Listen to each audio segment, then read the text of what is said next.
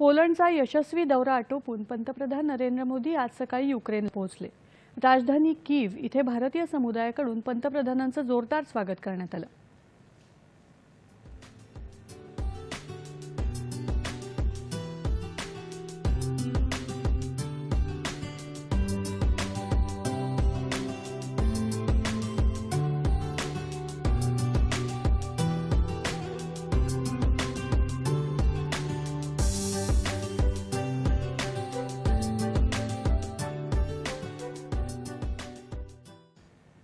Ukraine आणि भारत या दोन देशांमध्ये 1992 मध्ये निर्माण झालेल्या द्विपक्षीय धोरणात्मक संबंधांनंतर भारतीय पंतप्रधानांचा हा पहिलाच युक्रेन दौरा आहे। या दौऱ्यात पंतप्रधान नरेंद्र मोदी युक्रेनचे राष्ट्राध्यक्ष व्लादिमीर झेलेन्स्की यांच्याशी युक्रेनची राजधानी कीव इथे द्विपक्षीय आणि शिष्टमंडळ स्तरावर चर्चा करणार आहेत। या चर्चेदरम्यान उभय देशातील संबंध दृढ करण्यासह युक्रेनमधील संघर्ष निवारण्यावर मार्ग शोधण्याच्या दृष्टीने लक्ष केंद्रित जाईल अशी अपेक्षा आहे।